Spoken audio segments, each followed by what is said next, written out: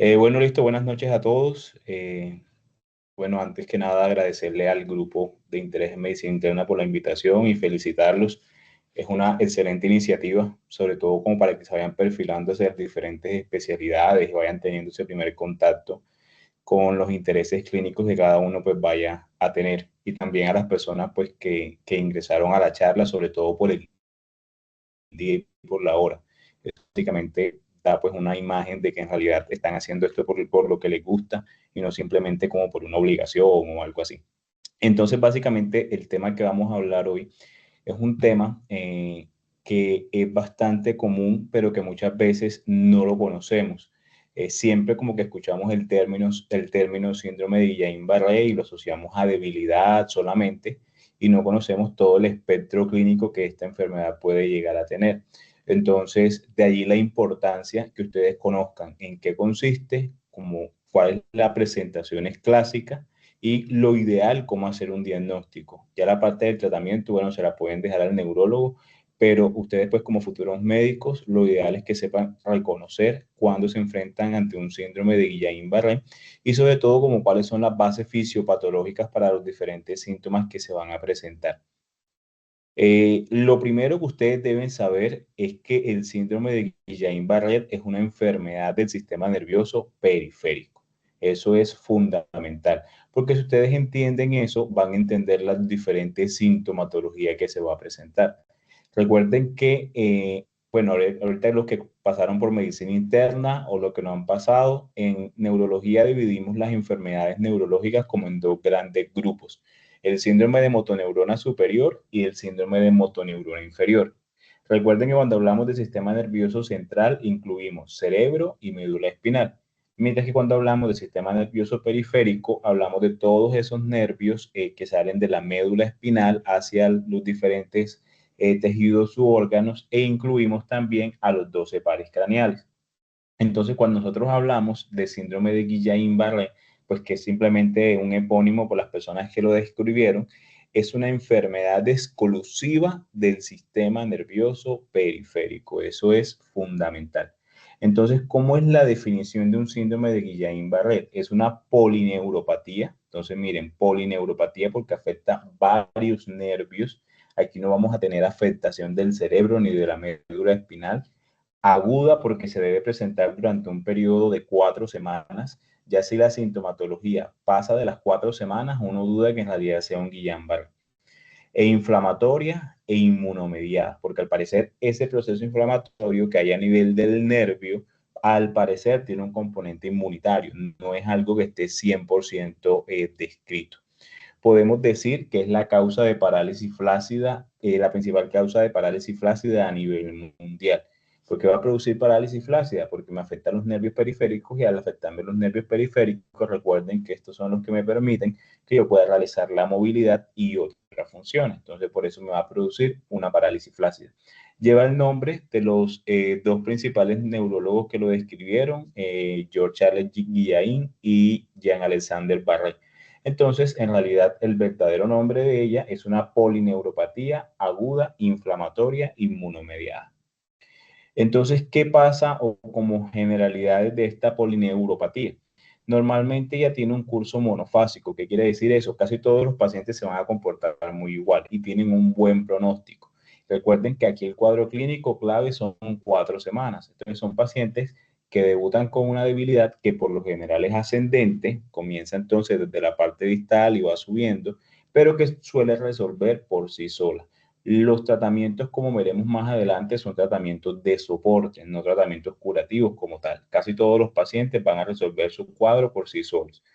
Pero a pesar de esto, un 20% de los pacientes van a terminar con una discapacidad grave. Es decir, que no a todos les va bien y no todos van a tener un buen resultado. Además de eso, hasta un 5% de los pacientes van a fallecer, así hayan tenido un tratamiento oportuno, así hayan tenido un diagnóstico y un tratamiento temprano. Digamos que es una patología que afecta sobre todo a hombres y en Colombia es muy frecuente. Nos dicen que su incidencia por año es de 3 casos por cada 100.000 personas. ¿Qué pasa? Que muchos de los Guillain-Barré ni siquiera se alcanzan a diagnosticar. porque como es autolimitado, muchas veces los pacientes, los síntomas son muy inespecíficos y suelen resolver por sí solos, entonces los pacientes ni siquiera alcanzan a consultar. En nuestro país es una patología que es como en cualquier otros lugares, es epidémica. La Guillain-Barré es una enfermedad que necesita tener por lo general un proceso infeccioso previo. Entonces, cada vez que tengamos una epidemia de algún virus, algún proceso respiratorio, algún proceso gastrointestinal, pues esa epidemia va a conllevar a que aquellas personas que tienen cierta susceptibilidad presenten esta patología. En Colombia en 1968 se presentó una epidemia por gastroenteritis en el municipio de Itagüí y hubo los primeros reportes de varios pacientes que presentaron esta polirradiculoneuropatía. Entonces recuerden que aquí lo que está afectado es la raíz del nervio que se va a extender hacia el nervio produciéndome ese proceso inflamatorio. Entonces, esto aquí es fundamental porque estamos acostumbrados o tenemos el concepto por lo general a creer que el paciente con Guillain-Barré solo va a tener una debilidad que es simétrica, que es ascendente, o sea, que comienza de los pies, que va subiendo, que el paciente va a tener hipoarreflexia o arreflexia, es decir, va a tener los reflejos disminuidos o definitivamente no vamos a encontrar reflejos y que el tiempo del curso de la enfermedad va a ser de 4 semanas, con un pico máximo de debilidad a la segunda semana. Esto sería lo ideal, que todos los pacientes se presentaran así, así no los aprendemos, es quizá la forma más frecuente, pero como veremos ahorita, tenemos unas variantes en las cuales los pacientes no siempre van a tener esta sintomatología y es cuando el diagnóstico se nos va a complicar un poco más. Entonces, entendiendo que la fisiopatología de la enfermedad es que está en una afectación de la raíz del nervio, entonces vamos a entender que dependiendo del nervio afectado, así va a ser la sintomatología.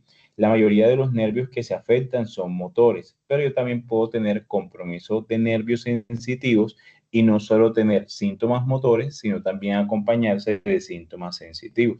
Entonces, la común o la más frecuente es la polineuropatía desmielinizante inflamatoria aguda. Podemos tener compromiso axonal, sea motor, y también compromiso axonal de tipo sensitivo.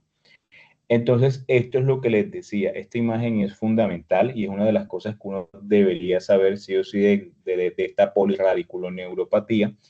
Este es el patrón clásico de síndrome de Guillain-Barré que conocemos, donde el paciente tiene compromiso tanto sensitivo como compromiso motor. ¿Cómo sería eso? El paciente que consulta porque hace 2 semanas tuvo una diarrea o tuvo un proceso respiratorio, una gripa, y posterior a eso, hoy comenzó con una debilidad que comenzó por los miembros inferiores y que está ascendiendo de predominio distal en manos y pies, que tiene tanto compromiso motor porque no puede mover las piernas, pero también compromiso sensitivo porque si buscamos los reflejos no los vamos a encontrar.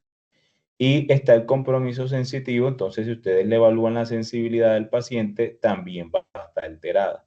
Ojo, no va a ser donde la alteración, en la zona donde los nervios estén comprometidos. Pero miren que podemos tener pacientes con compromiso solo motor. Hay una variante que es la paraparética, donde solo se afectan los miembros inferiores.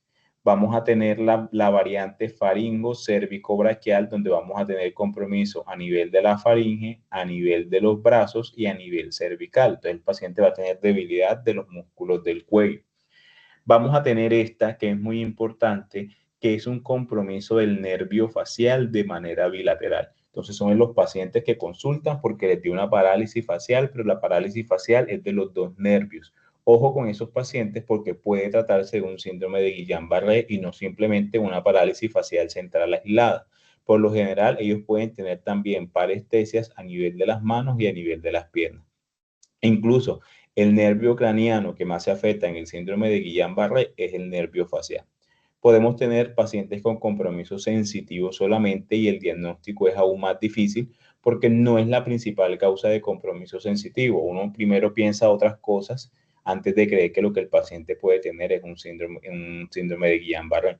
Esta variante que es bastante importante, que es el síndrome de Miller-Fisher, En el síndrome del Miller-Fisher, el paciente va a tener oftalmoplegia, es decir, va a tener afectados los nervios craneales oculomotores, va a tener también ataxia, y esa ataxia es de predominio sobre todo distal. Y hay una variante que es la encefalitis de Bickerstaff, en la cual, como el nombre lo indica, miren que sí tenemos un compromiso del sistema nervioso central, porque tenemos una encefalitis. El paciente va a tener un proceso inflamatorio a nivel del cerebro y se va a comportar totalmente diferente, porque es que lo habitual no es que el paciente tenga compromiso a nivel de cerebro, sino solamente sistema nervioso periférico. Pero estos pacientes van a cursar, además de la encefalitis, con el compromiso sensitivo motor de las otras variantes. Alrededor de 2/3 de los pacientes tendrán ese antecedente de enfermedad diarreica o respiratoria.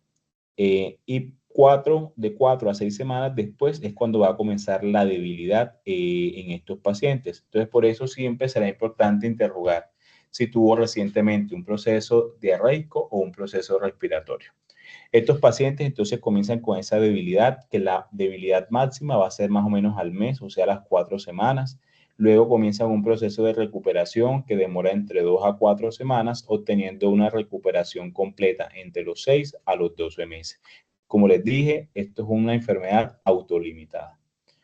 Entonces, dentro de los microorganismos que más se asocian con el desenlace de Guillain-Barré, la principal es la bacteria Campylobacter jejuni, la cual es un bacilo gram negativo. En la Campylobacter jejuni se asocia sobre todo a procesos gastrointestinales. Es la bacteria pues, que más está estudiada en estos casos. Se encuentra hasta en un 60% de los pacientes que están cursando con Guillain-Barré. ¿Qué pasa con la Campylobacter jejuni? Pues que produce unos mecanismos inmunológicos porque suele parecerse mucho a unos componentes que nosotros tenemos a nivel de la mielina. Entonces, cuando el cuerpo la va a atacar, no solamente ataca a la Campylobacter, sino que también me ataca a las estructuras neuronales y es cuando me las va a comenzar a destruir. Vamos a tener también asociación con el virus de Epstein-Barr, con el Haemophilus influenza, con el citomegalovirus y con el Mycoplasma pneumoniae. Uno aquí lo que busca es el antecedente. Uno no se pone a buscar por cultivos ni estudios microbiológicos a ver cuál es el microorganismo que el paciente tiene. No, uno viene e interroga si fue un proceso respiratorio, si fue un proceso gastrointestinal y dependiendo la edad del paciente y las comorbilidades, pues uno aproxima cuál podría ser el microorganismo. Con el virus Zika, pues ahí hay como una controversia si en realidad es que produce como tal una variante de Guillain-Barré o es que en realidad produce también la respuesta inmune cruzada, pero en Colombia cuando hubo el pico de virus Zika se presentaron muchos casos de Guillain-Barré. Lo mismo pasó con el coronavirus, también cuando hubo la parte del COVID-19, el número de casos de Guillain-Barré volvió a aumentar. Entonces, como les dije, hay diferentes subtipos de Guillain-Barré, todo va a depender qué parte de la neurona se me afecta. Entonces, podemos tener aquella que es desmielinizante, o sea, lo que me va a afectar son las vainas de mielina. Podemos tener aquella que es de compromiso axonal, o sea, me afecta todo lo que es la parte del axón como tal. Estas axonales tienen peor pronóstico que las que me destruyen la vaina de mielina. Entonces, como les dije, este es el Campylobacter jejuni, que es la que más se ha estudiado en cuanto a relación con el Guillain-Barré. Lo que produce es el concepto de mimetismo molecular. El Campylobacter llega a nuestro cuerpo, va a ser reconocido por las respuestas del sistema inmune, por las células T, las células B. Las células B, a través de su transformación en células plasmáticas, van a liberar inmunoglobulinas. ¿Qué pasa? Que estas inmunoglobulinas me van a detectar al Campylobacter, pero el Campylobacter se parece mucho a nuestros gangliósidos, que son unos componentes neuronales. Entonces, estos anticuerpos no solo me van a afectar al Campylobacter, sino toda la parte donde haya gangliósidos. Entonces, los gangliósidos están tanto en la vaina de mielina como en el axón, y por eso me va a destruir, sea las vainas de mielina o sea el axón. Es como si el sistema inmunitario se confundiera y en vez de atacar solo al Campylobacter, nos ataca también a nosotros. Entonces, estas son las manifestaciones clínicas principales. Esto es lo que siempre deben recordar o saber de Guillain-Barré. Cuando vean un paciente con compromiso motor, que les digan, no, yo comencé con una debilidad que me comenzó de los pies, luego no pude mover las piernas, luego no pude mover la cadera, los muslos, me ha seguido ascendiendo. eso tiene que llevarlos a sospechar de un Guillain-Barré. Entonces ustedes van, examinan al paciente, le buscan los reflejos y van a encontrar que están disminuidos o que los reflejos están ausentes. Ahí todavía la posibilidad aumenta aún más. Y si además de eso ustedes evalúan pares craneales y ven que el paciente tiene compromiso del nervio facial o tiene compromiso de los oculomotores, definitivamente ya eso está apuntando casi un 100% a Guillain-Barré. Para Guillain-Barré no hay un estudio diagnóstico que nos confirme que estamos ante un Guillain-Barré.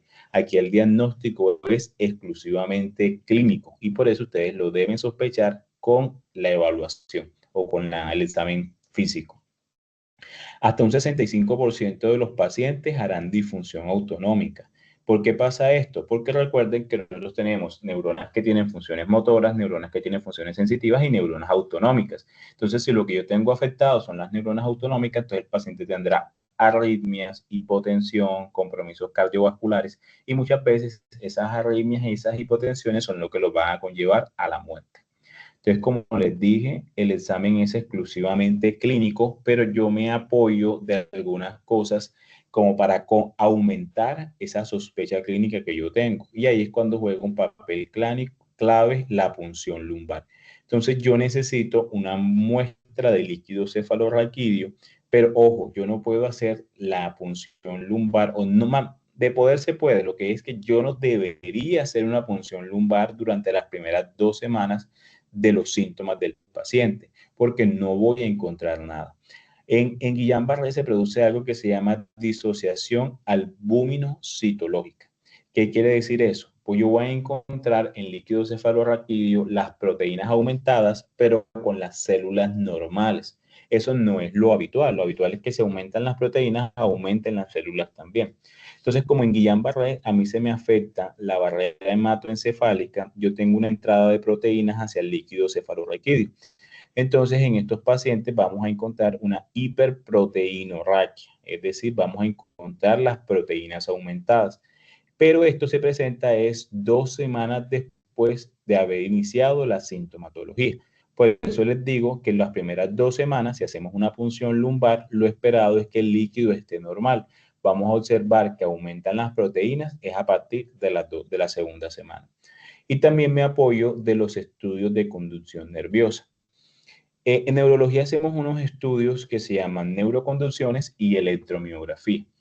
Las neuroconducciones nos ayudan a estudiar el nervio como tal, entonces tomamos un equipo y estimulamos el nervio y observamos el potencial de acción en un monitor. Y con la electromiografía insertamos una aguja directamente en el músculo y eso nos permite ver la actividad del músculo tanto en reposo como en contracción. Estos estudios, sobre todo las neuroconducciones, nos sirven mucho en Guillain-Barré porque nos ayudan a identificar si el nervio está afectado. ¿Qué pasa aquí? Que como igual que en el líquido cefalorraquídeo, acá los cambios de los estudios no se presentan enseguida, sino a partir de la segunda semana. Por eso es que tampoco nos podemos guiar de ellos si los hacemos de manera temprana. Y entonces hay unos estudios de neuroconducciones, que es la onda F y el reflejo H, que ellos son unos estudios que miden como tal la raíz del nervio. Entonces recuerden que aquí en el Guillain-Barré lo que se afecta es la raíz. Entonces por eso esas variantes del estudio, que es la onda F y el reflejo H, nos permiten identificar de manera temprana si hay compromiso de la raíz del nervio. Entonces, como aquí el diagnóstico es clínico, hay unos criterios que nos ayudan a que tengamos un soporte. Estos criterios se le llaman los criterios del Instituto Nacional de Trastornos Neurológicos y Ataque Cerebrovascular, el cual nos dicen, los hallazgos necesarios para hacer el diagnóstico es que el paciente tenga una debilidad progresiva en varias extremidades, por ejemplo en piernas, que luego fue ascendiendo, y arreflexia. O sea, con estas dos cosas sí o sí tienen que estar presentes. Yo no puedo decirle a alguien que sospecho que el paciente tiene un Guillain-Barré si no tiene debilidad progresiva y arreflexia. Y hay unos hallazgos que me soportan esos dos hallazgos. Por ejemplo, que el paciente lleve de unos días hasta 4 semanas, no ha pasado de aquí, porque si ya lleva 2, 3, 4 meses, eso ni por ahí tendría que yo sospechar que es un Guillain-Barré. relativa simetría, o sea, así como me afecta la pierna derecha, me afecta la pierna izquierda, que tenga leves alteraciones sensitivas, pero ya vemos que algunos pacientes pueden tener compromiso sensitivo exclusivamente, que tenga compromiso de los pares craneales, especialmente de los oculomotores y del facial, que tenga la disfunción autonómica, entonces la presión está baja, está haciendo unas arritmias, que no tenga fiebre o un proceso infeccioso como una neuroinfección que sea lo que me esté produciendo, porque ahí me tocaría descartar primero la neuroinfección y dejar como segunda opción el Guillain-Barré. Que ya yo le haya hecho la punción lumbar y encuentre las proteínas elevadas después de unas semanas y menos de 10 linfocitos, o sea, las células van a estar normales. Que le haga las neuroconducciones y encuentre que la conducción nerviosa esté lenta, que las latencias distales estén prolongadas o que las respuestas tardías, que es el reflejo H y la onda F que les dije, estén anormales. O sea, con estos dos y uno que otro de acá, yo puedo estar seguro que estoy ante un paciente con un síndrome de Guillain-Barré. Pero con qué hallazgo yo diría, no, esto definitivamente no es un Guillain-Barré, descarto el diagnóstico, que el paciente pues tenga otra patología que sea la que me esté produciendo los síntomas, que tenga una miastenia, una poliomielitis, pues que en nuestro medio por la vacunación no se encuentra, pero igual en poblaciones como por ejemplo los indígenas, que ellos no se vacunan, todavía les puede dar polio. Y el polio es el principal diagnóstico del síndrome de Guillain-Barré porque produce casi la misma sintomatología. Síndrome sensorial puro, sin debilidad, también me debe hacer decir que no estoy ante un síndrome de Guillain-Barré. Y están los criterios de Britton. Los criterios de Britton básicamente lo que dicen es lo mismo. Necesito debilidad bilateral, una debilidad que es flácida, o sea, el paciente, ustedes le tocan la pierna y está caída totalmente, no está espástica, o sea, que esté dura, no, es una parálisis flácida, la pierna cae flácida totalmente. Los reflejos van a estar disminuidos o ausentes. Es una enfermedad monofásica. El paciente le va a consultar enseguida las primeras 12, 24 horas de que le comenzó la debilidad. Muy raro que llegue al mes o a los 2 meses de la debilidad. Y siempre recordar, no puede pasar de las 4 semanas. La disociación albuminocitológica en el líquido cefalorraquídeo y los estudios de electrodiagnóstico. Hay una clasificación que es la clasificación de Huggins que básicamente me ayuda a saber a mí la probabilidad de que ese paciente termine en la unidad de cuidados intensivos porque la debilidad está progresando. Entonces, un Huggins 0 es un paciente pues sano. 1, en síntomas menores, el paciente es capaz de correr. El 2, el paciente camina sin ayuda 10 metros, pero no es capaz de correr. El 3, el paciente camina 10 metros, pero necesita ayuda, o sea, necesita soportarse de alguien porque no es capaz de caminar los 10 metros. Esto lo hacemos ahí mismo en la habitación. 4 es un paciente que está en cama o en silla porque la debilidad le impide ponerse de pie. 5 es un paciente que ya requiere ventilación asistida. Y sexto, pues ya es un paciente que falleció. Siempre me llama la atención el punto sexto porque uno que va a clasificar a un paciente que ya fallece, pero bueno.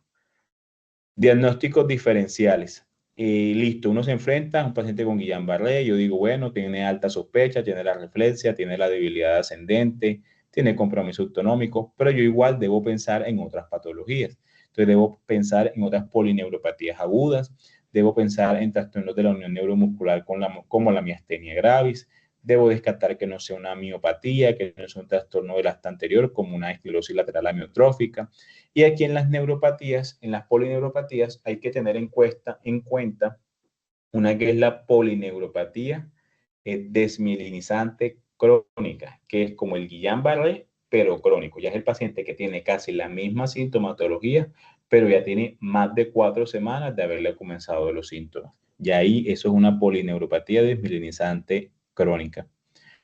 Entonces, ¿qué tipo de estudios hay que pedirle a este paciente cuando ya lo hospitalizamos con el diagnóstico de Guillain-Barré? Pues lo básico, hay que pedirle un hemograma, hay que mirar cómo está la función renal, hay que mirar cómo está la glucosa, la función hepática y los electrolitos es muy importante. No podemos tener un paciente con Guillain-Barré sin un ionograma. ¿Por qué? Porque los trastornos del potasio, como las hipocalemias o las hipercalemias, también me producen unas parálisis que se llaman parálisis periódicas familiares. Producen un tipo de debilidad idéntico que al de Guillain-Barré, pero cuando vamos a ver el ionograma, el potasio está bajo o está alto. Y con la simple corrección del potasio, el paciente resuelve los síntomas. Por eso todo paciente debe tener electrolitos. Y siempre pedir la punción lumbar 2 semanas después de haber comenzado los síntomas, y hasta en el 90% de los pacientes yo voy a encontrar la disociación entre la albúmina, la cual va a estar alta, y lo citológico, lo cual va a estar normal. Necesito los estudios electrodiagnósticos, entonces vamos a pedir las neuroconducciones y la electromiografía, básicamente para mirar cómo está la funcionalidad del nervio, cómo están los potenciales, si están bien, si la velocidad está disminuida, si el compromiso es sensitivo y motor o solamente motor. Todo eso nos lo van a dar las neuroconducciones y la electromiografía. ¿Qué síntomas yo debo vigilar en un paciente con Guillain-Barré? Debo mirar si tiene dificultad respiratoria en el reposo, dificultad respiratoria cuando habla con nosotros, vemos que se agita, que utiliza los músculos accesorios de la respiración, que nosotros le decimos que inspire y cuente, le decimos que inspire, y al inspirar le vamos a decir que vaya soltando el aire mientras va contando, y si el paciente no cuenta hasta 15, eso pues nos indica que tiene alto riesgo de falla ventilatoria. Uso de músculos respiratorios accesorios, o que tengamos pues un aumento de la frecuencia cardíaca, aumento de la frecuencia respiratoria. Esto es un paciente que ante cualquier signo de falla ventilatoria debemos trasladarlo a la unidad de cuidados intensivos para la ventilación mecánica.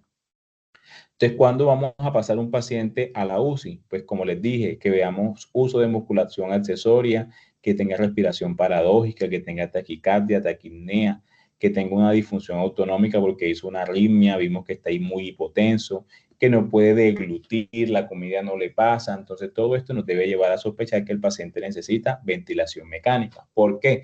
Porque así como se me están afectando toda la parte de los nervios, de las extremidades, también se me van a afectar los nervios que me controlan los músculos respiratorios. Entonces el paciente va a ir teniendo esa debilidad.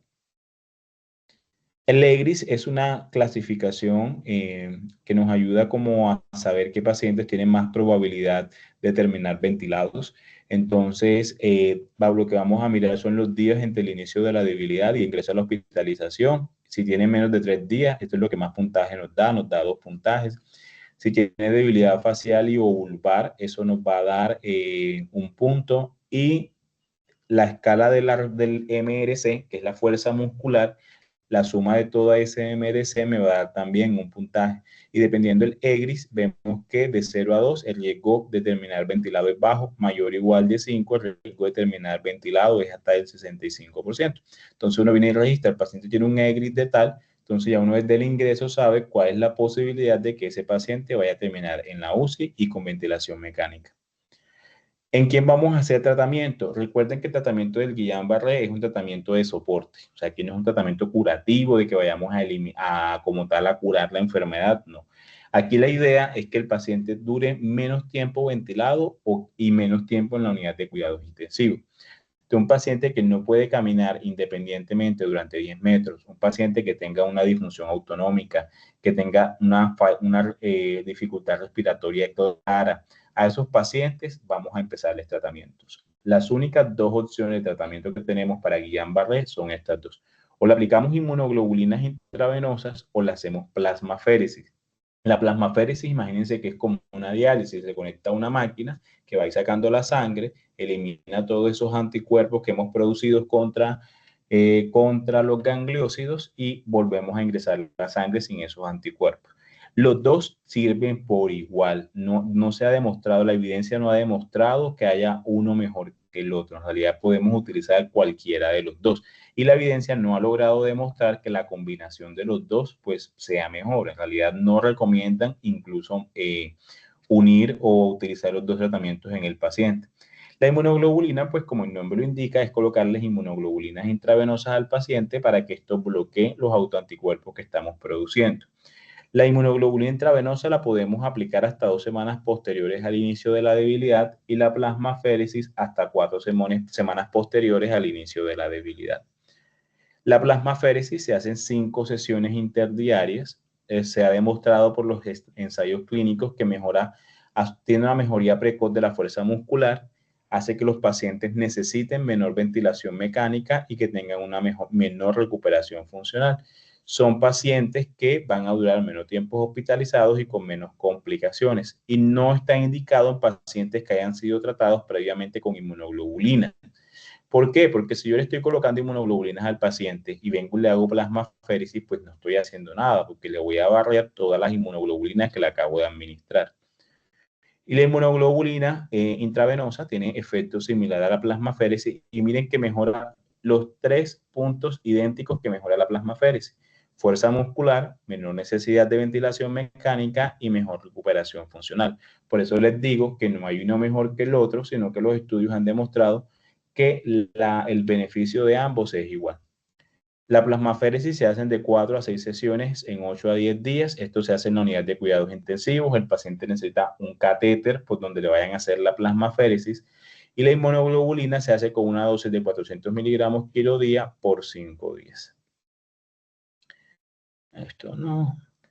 En cuanto al pronóstico, a pesar del buen tratamiento y todo, de un 2 a un 25% de los pacientes van a fallecer y hasta un 20% tendrá discapacidad permanente. Un 60% de los pacientes al año van a tener una recuperación completa y van a continuar con su vida sin ningún tipo de complicación. ¿Qué pacientes tienden a complicarse más? Aquellos que sean mayores de 60 años, que la enfermedad haya sido progresiva desde el inicio, que el compromiso haya sido axonal, es decir, no desmielinizante, sino axonal, que haya tenido una enfermedad cardiorrespiratoria preexistente, que sea diabético tipo 2 o que el tratamiento que recibió lo haya recibido de manera tardía. Estos son pacientes que tienden a tener peores resultados. Listo, eso sería todo.